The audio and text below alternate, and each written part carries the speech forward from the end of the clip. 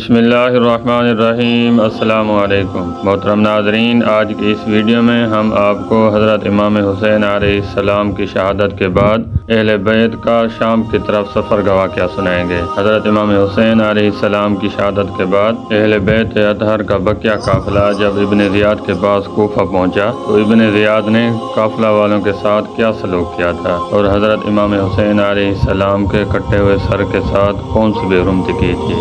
محترم ناظرین، ان تمام سوالوں کے جوابات ہم آپ کو آج کی اس ویڈیو میں بتائیں گے۔ اس واقعے کو پورا سمجھنے کے لیے آپ سے ہماری یہ گزارش ہے کہ آپ ہماری اس چھوٹی سی ویڈیو کے اینڈ تک لازمی دیکھیں، اس ویڈیو کو لائک کریں، شیئر کریں اور ہمارے یوٹیوب چینل کو سبسکرائب کریں۔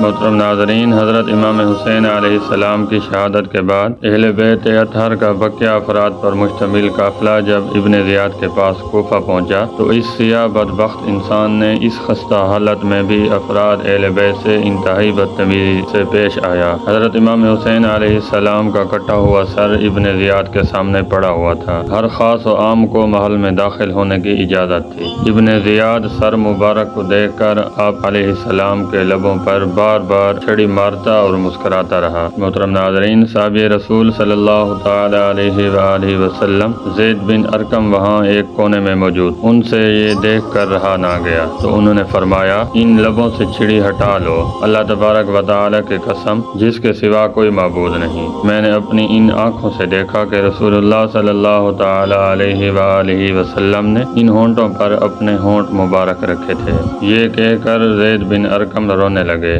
یہ سب سن کر ابن زیاد کے غضب کی کوئی حد نہ رہی اور بولا، اللہ تعالیٰ دونوں آنکھیں رلائے، واللہ اگر تو بوڑھا ہو کر سچا نہ گیا ہوتا اور تیری عقل ماری نہ گئی ہوتی تو میں تیری گردن اڑا دیتا۔ یہ دیکھ کر زید بن ارقم مجلس سے اٹھتے ہوئے کہے گئے، اے لوگو، آج کے بعد تم غلام بن گئے، کیونکہ تم نے فاطمہ رضی اللہ تعالی عنہ کے لخت جگر کو قتل اور ابن زیاد کو اپنا حاکم بنایا، جو تمہارے نیک لوگوں کو قتل کرتا اور شیروں کو نوازتا ہے۔ محترم ناظرین، کوفہ سے ابن زیاد نے حضرت امام حسین علیہ السلام کا سر مبارک اور قافلہ اہل بیت کو دمشق بھجوا دیا۔ وہاں یزید نے حضرت امام حسین علیہ السلام کے سر مبارک کو چھڑی سے چھیڑا اور فخر کا اظہار کیا۔ ہماری اللہ تبارک و تعالیٰ سے دعا ہے کہ اللہ تعالیٰ ہمیں اہل بیت کرام اور محرم الحرام کا ادب اور احترام کرنے کی توفیق عطا فرمائے۔ آمین ثم آمین۔ ہم امید کرتے ہیں کہ ہماری آج کی یہ ویڈیو آپ کو پسند آئی ہوگی۔ اگر ہماری آج کی یہ چھوٹی سی ویڈیو آپ کو پسند آئی ہے تو اس ویڈیو کو لائک کریں، شیئر کریں اور ہمارے یوٹیوب چینل کو سبسکرائب کریں۔ بہت شکریہ۔